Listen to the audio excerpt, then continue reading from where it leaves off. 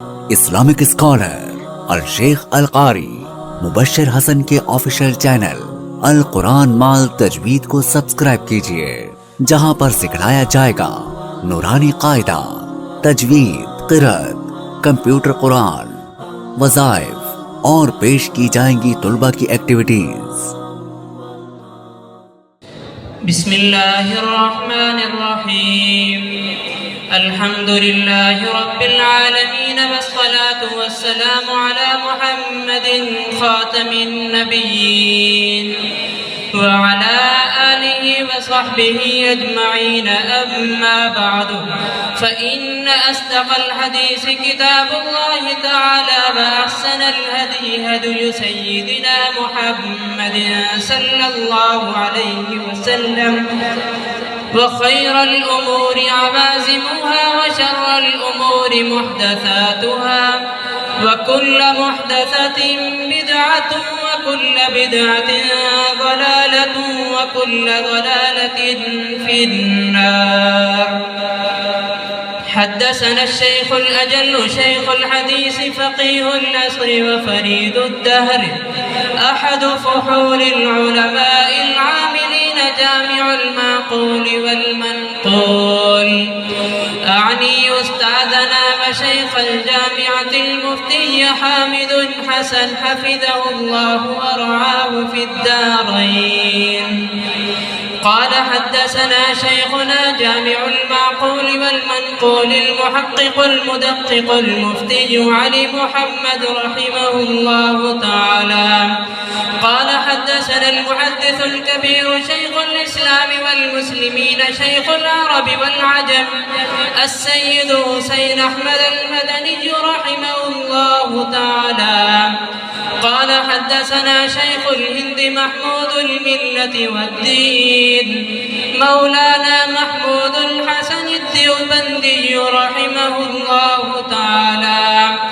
قال حدثنا الإمام المحقق الفقيه والمفسر العالم الرباني سيد الطائفة الديوبندية حجة الإسلام مقاسم العلوم والخيرات الشيخ محمد قاسم النانوتبي رحمه الله تعالى.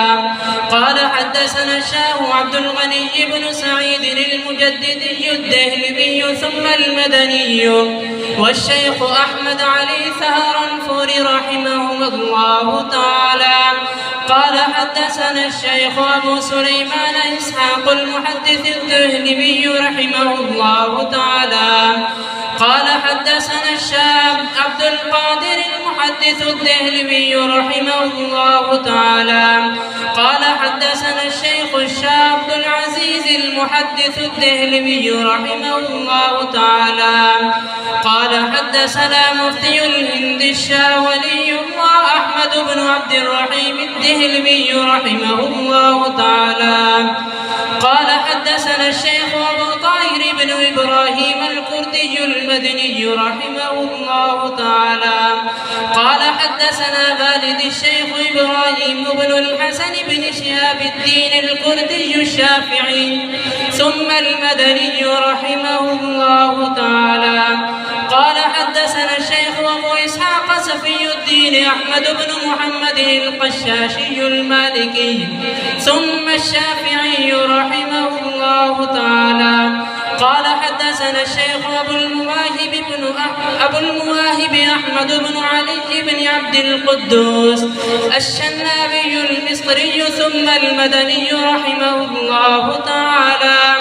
قال أخبرنا شمس الدين محمد بن أبي العباس أحمد بن حمزة الرملي الأنصاري رحمه الله تعالى. قال حدثنا شيخ الإسلام قاضي القضاة الحافظ زكريا بن محمد الشيخ أبو يحيى الأنصاري الخزرجي السنيكي الأزهري الشافعي رحمه الله تعالى. قال قرأت على الشيخ الإمام الهمام الحافظ أبي الفضل شهاب الدين أحمد بن علي بن الشهير بابن الحجر الكناني العسقلاني رحمه الله تعالى.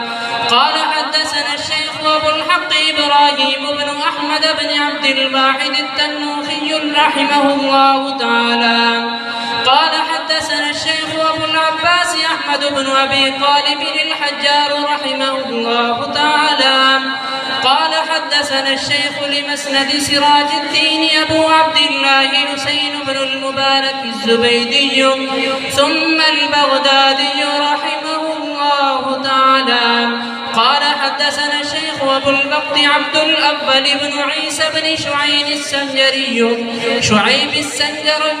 العربي رحمه الله تعالى قال حدثنا الشيخ أبو الحسن عبد الرحمن بن محمد بن مظفر الداودي رحمه الله تعالى قال حدثنا الشيخ أبو محمد عبد الله بن أحمد السرخسي رحمه الله تعالى قال حدثنا الشيخ أبو عبد الله محمد بن يوسف بن مطر بن صالح الفربري رحمه الله تعالى قال حدثنا الشيخ الإمام الهمام حافظ الحجة أمير المؤمنين في الحديث أبو عبد الله محمد بن إسماعيل بن إبراهيم بن المغيرة بن بردزبة الجعفي اليمامي البخاري رحمه الله تعالى اللهم انفعنا بعلومكم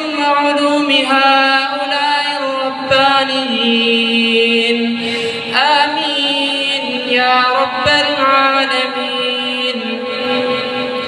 أنه قال باب قول الله تعالى ونضع الموازين القسط ليوم القيامة وأن أعمال بني آدم وقولهم يوزن وقال مجاهد القسطاس والعدل بالرومية ويقال القسط مصدر المقسط وهو العادل وأما القاسط فهو الجائر. حدثنا أحمد بن إشكاب قال حدثنا محمد بن فضيل عن عمارة بن القعقاع عن أبي زرعة عن أبي هريرة رضي الله تعالى عنه وعنهم قال قال النبي صلى الله عليه وسلم كلمتان حبيبتان إلى الرحمن خفيفتان على اللسان ثقيلتان في الميزان سبحان الله وبحمده سبحان الله العظيم.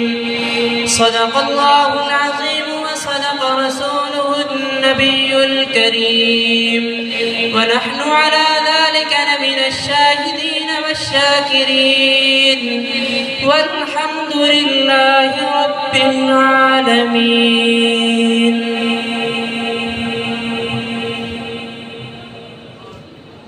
بسم الله الرحمن الرحيم الحمد لله وكفى وسلام على عباده الذين اصطفى أما بعد فأعوذ بالله من الشيطان الرجيم بسم الله الرحمن الرحيم ونزع الموازين القسط ليوم القيامة وبالسند المتصل منا إلى أمير المؤمنين في الحديث محمد بن إسماعيل البخاري قال حدثنا أحمد بن أشباب قال حدثنا محمد بن فضيل عن عمارة بن القعقاع عن أبي زرعة عن أبي هريرة رضي الله تعالى عنه وعنهم قال قال النبي صلى الله تعالى عليه وسلم كلمتان حبيبتان إلى الرحمن خفيفتان على اللسان ثقيلتان في الميزان سبحان اللہ و بحمدہ سبحان اللہ العظیم۔ ایک دفعہ یہ کلمات آپ بھی زبان سے دہرا دیں، سبحان اللہ و بحمدہ سبحان اللہ العظیم۔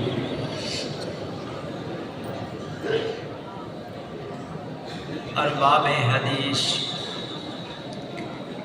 ہر ایک کا ذوق مختلف ہوتا ہے۔ بعض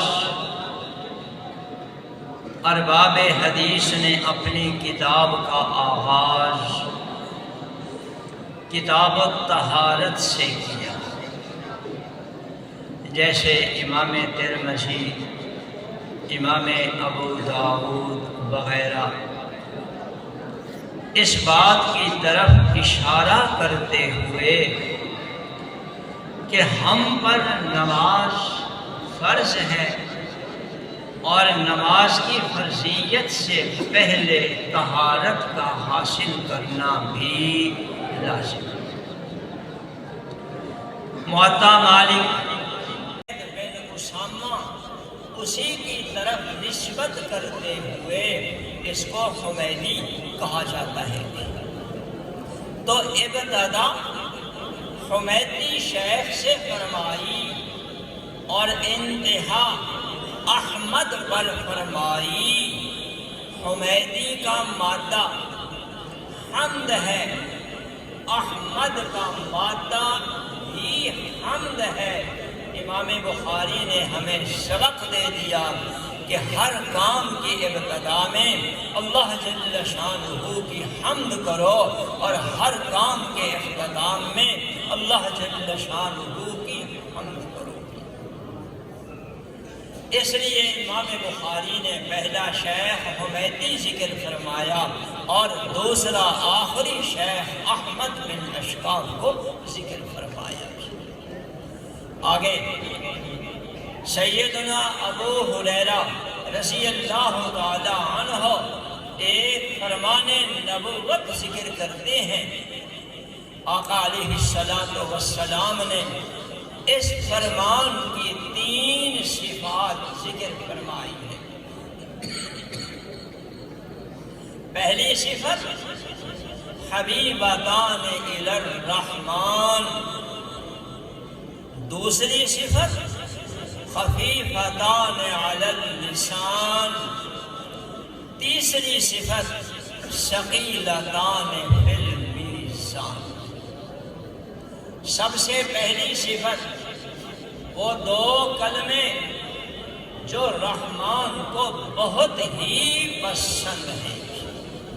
اللہ جل شانہ کے اسماء جن کو اسماء الحسنی کہا جاتا ہے، آقا علیہ الصلوۃ والسلام نے اس میں رحمان کا انتخاب فرمایا۔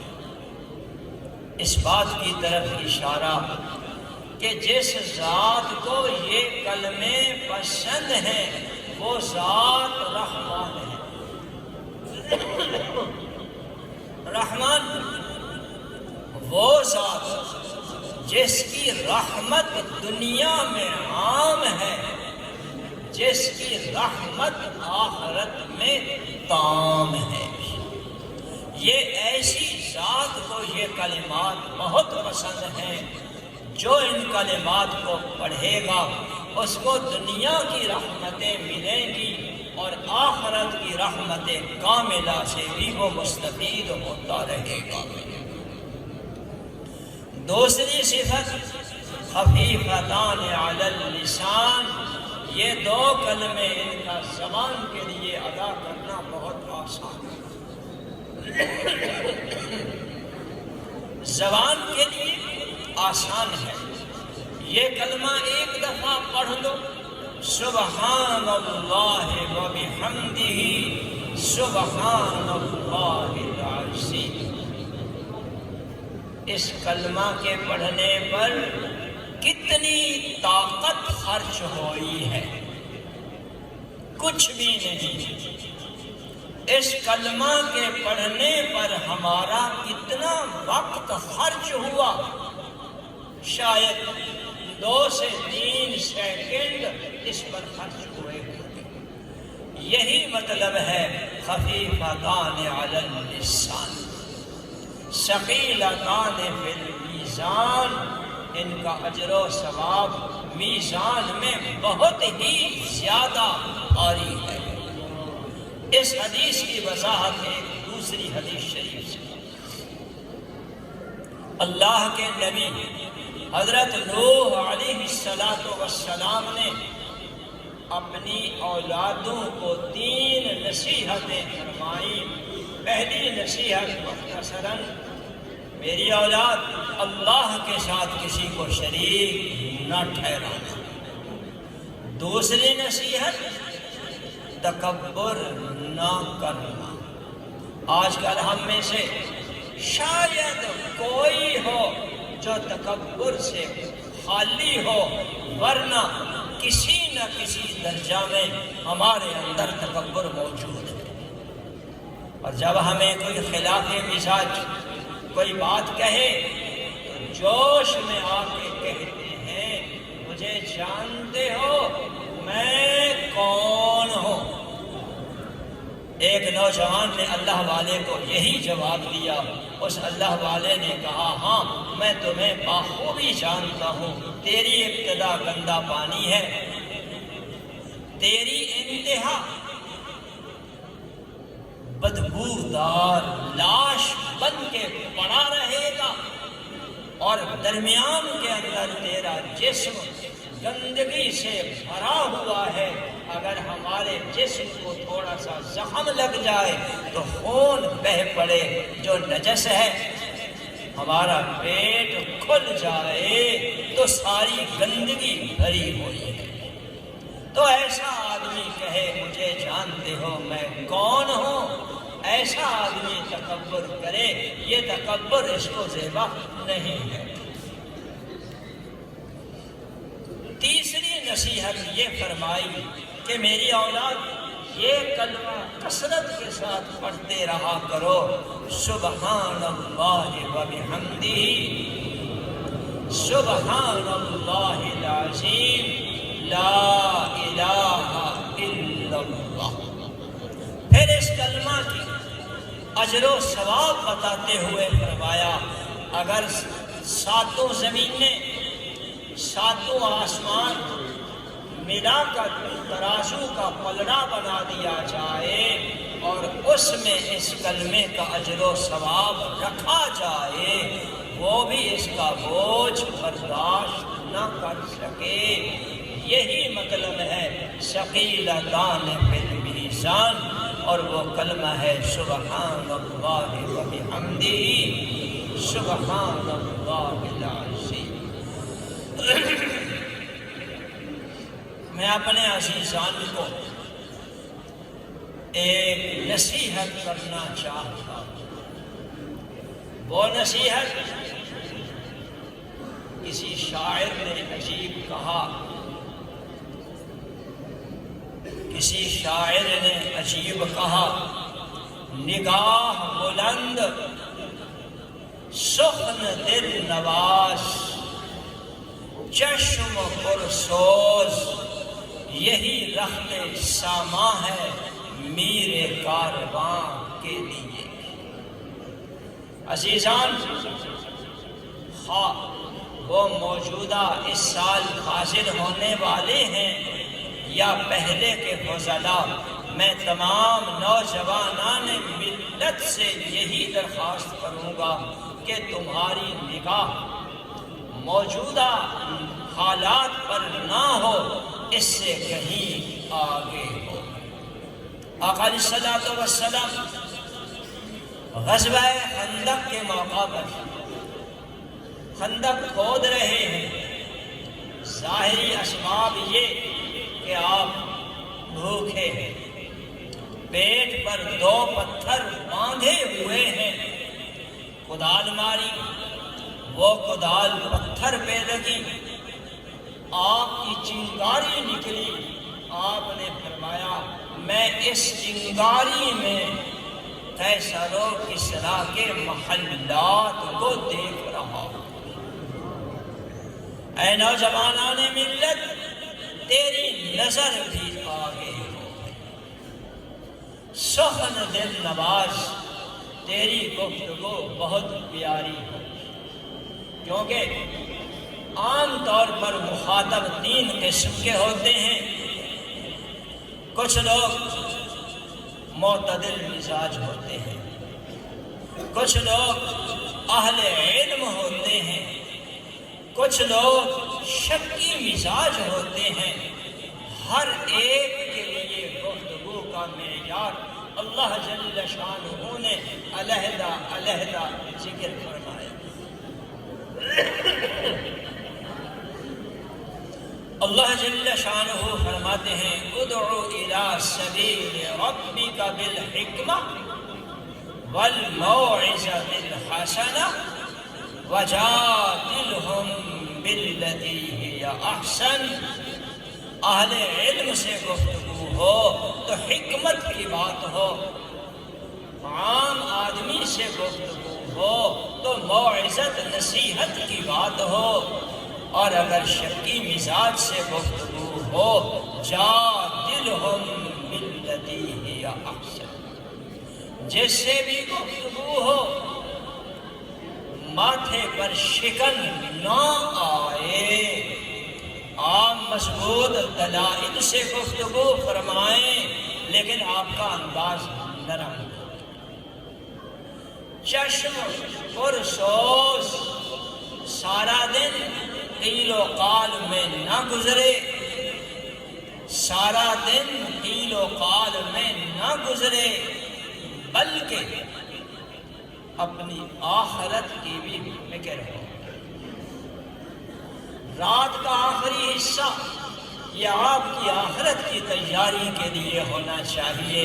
اس میں اٹھ کر کے روو دھوو، اپنے گناہوں کی معافی مانگو، اللہ جل شانہ کو منانے کی کوشش کرو، اور اپنے مصائب و آلام کے حل کرانے کی درخواست کرتے رہو۔ یہی ہے چشم پرسوز، یہی چیزیں شاعر نے کہا یہی رخت ساواں ہے میر کارواں کے لیے بھی۔ یہ 3 چیزیں کرنے کی ہیں، 2 چیزیں چھوڑنے کی ہیں، میں ان کو بھی ذکر کر دیتا ہوں۔ ایک چیز حب الشہوات سے اپنے آپ کو بچا کے رکھنا، حب الشہوات سے اپنے آپ کو بچا کے رکھنا، اور حب دنیا سے اپنے آپ کو بچا کے رکھنا۔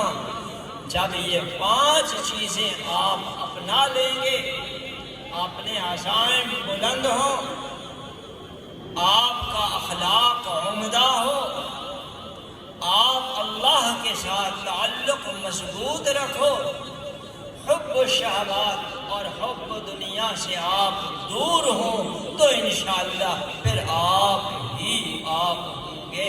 اللہ جل شانہ اس کہے سنے کو اپنی بارگاہ میں قبول فرمائے۔ وآخر دعوانا ان الحمدللہ رب العالمین۔